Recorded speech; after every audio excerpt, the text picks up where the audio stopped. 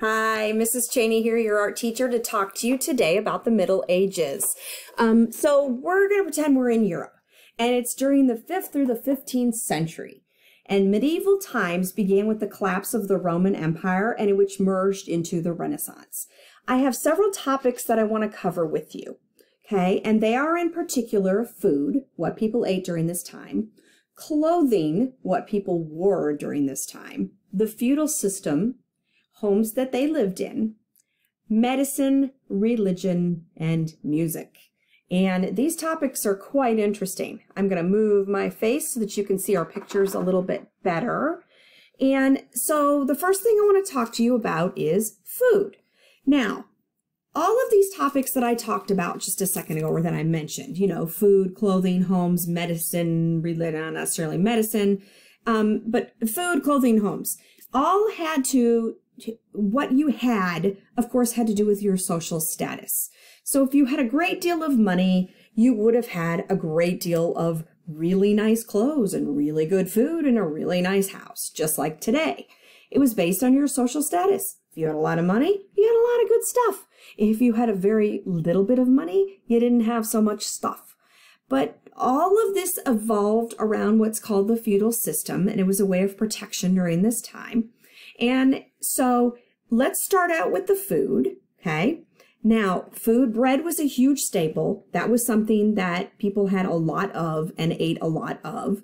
And if you had a great deal of money, you would have a cook that would work for you, or several cooks. And if you didn't have any money, of course, you cooked for yourself, okay? Just like it is today.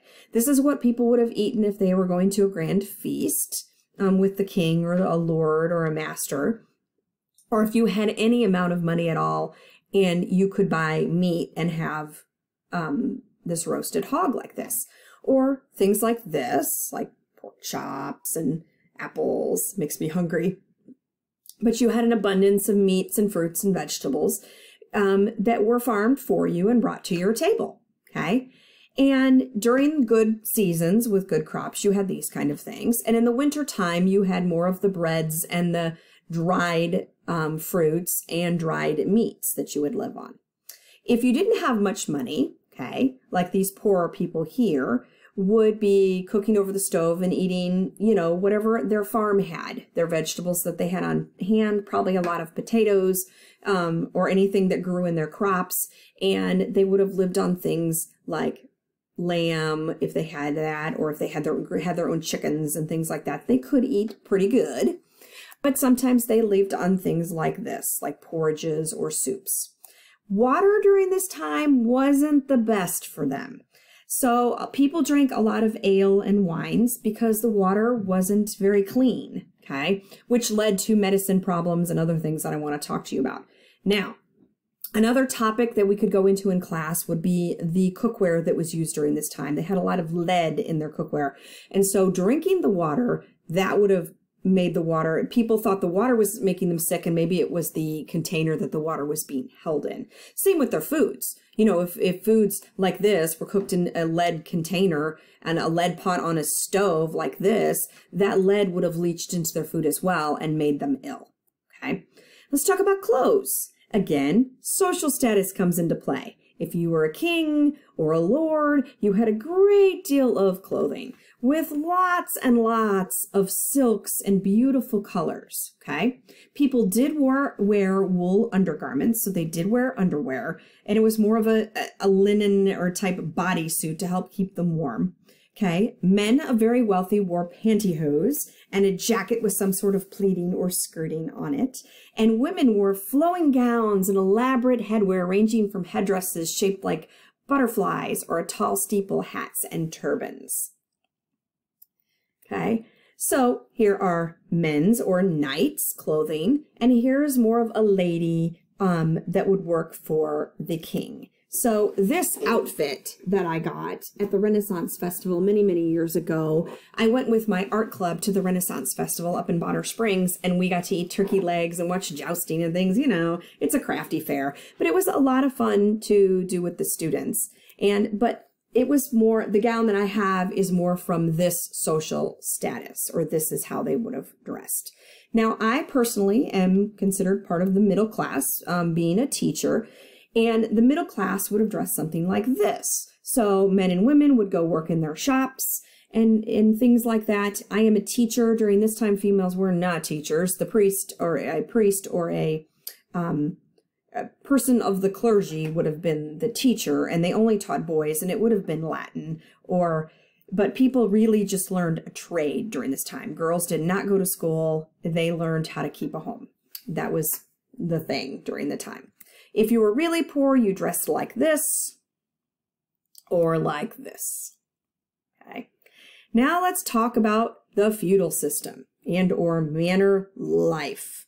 The lord's castle was located in the center of a manor. Okay, so you had the king and he lived in his kingdom farther away.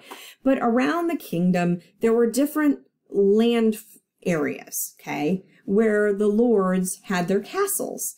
And they owned a great deal of land around them, like hundreds of acres, okay, many, many pastures and fields. Well, they had to have people farm these pastures and fields to help feed them.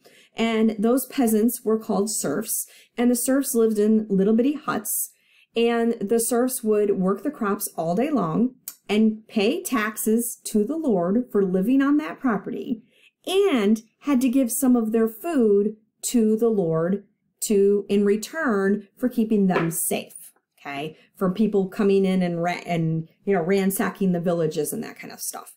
There would have been a common church for everybody to go to, but this was really how they lived. The peasants, the serfs, would take care of the lord by feeding him. And in return, the lord would give them protection, okay? And this was all called a manor. So this is like a hierarchy kind of a thing. At the top, you have your king, okay? And underneath them are the lords, which are vassals to the king. So they're the ones that took care of the king. So the people of a little more status, a little more higher ranking, would have lived in the king's castle or maybe had their own manors in particular, okay? And they were loyal to the king, and they served as military aid as well. Then underneath them were the knights. The knights had served as the military service as well, and in return got food, protection, and shelter because they lived in the manor also. But then down at the bottom were the peasants or the serfs. They farmed the land, they paid the rent, and in return they got food, protection, and shelter from everybody else. Okay? This, again, was called the feudal system. Now, let's look at how people lived. Down at the bottom here would be a house where a servant would live in a little one-room building with a straw roof. And at the top, if you had a little bit more money, you would have had a home with some sort of a thatched roof or a shingled roof and a couple more rooms to your house, okay? People spent a majority of their time outside, okay? Because there was no electricity, it was dark in there, it was hot in the summer, it was dingy, it was dark. So it wasn't the best place to be, okay?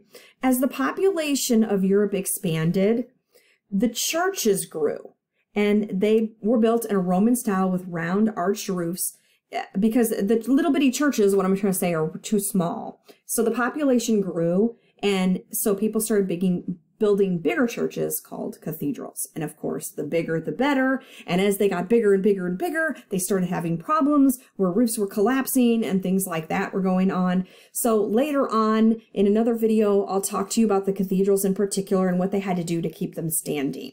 Okay. Let's talk about medicine. Medicine was a huge deal during this time. Okay. Medicine was not the best. As populations grew, hygiene worsened, and which led to many, many health problems. Antibiotics weren't invented, and so it was impossible to really cure a disease. They thought bodily fluids were related to the elements, like fire was a yellow bile, the element of water would have been your phlegm, the element of earth would be black bile, and the air is your blood. And these four had to be balanced, and if they weren't balanced, you'd get sick. So they would do something, okay? Like if you had excessive phlegm, they would throw something like leeches all over your body to let the blood out, or bloodletting. They would cut you so that you would bleed to make you better. Kind of an interesting way. And there were other things. I saw a show one time called The Tudors. I don't know how true this was, but the queen was ill, so she put her feet in a bird cage, and these birds were starved so that they would peck at her feet and make her bleed. So that was another way that they did it, I guess. Let's talk about religion. People were pagan or Catholic during this time. The Catholic Church was an established church in Europe during the Middle Ages, and church leaders had bishops that sat at the king's council. So here's the king and the bishops that helped with government. Bishops were wealthy and came from noble families. They ruled over groups of parishes. Priests come from humble backgrounds, and they were the ones that educated the youth. So that's what religion was used for, as more of a governing system and more of a system to help the king. Okay. And the last thing that I would like to talk about is music. There was a lot of singing without sound. Okay. It was like called Gregorian chants, where they chanted religious or biblical scripture. That was their music. Medieval drama grew out of, again, church services, topics like Noah and the flood. You could go see plays like Jonah and the whale, and stories about the birth and the death of Christ, things like that. They were acted out. They had costumes, musical instruments were used in those. But they had a lot of flutes and harps and lyres, I don't know how to say that, where people would do dances at balls and things like that. So music was a great part of entertainment during this time. Right towards the end of the Middle Ages, town life started to change, okay? Peace and order grew. Peasants began to expand their land. Merchants began selling goods. People started educating themselves a little more to learn a trade. So they could open stores, like being shoe cobblers or doing typesetting and sewing and cooking and things, and they would sell their crafts or their wares to the wealthier people. Well, trade began with this, and the feudal system declined. As tradesmen became wealthier, they resented giving their profits to the kings and the lords. And so arrangements were made to pay an extra tax so that they could be released from their feudal system, and then they could govern themselves. So then people went out and then expanded into the Renaissance. So that is all I've got for you today, and I hope you took some good notes, and I hope to see you soon. Bye.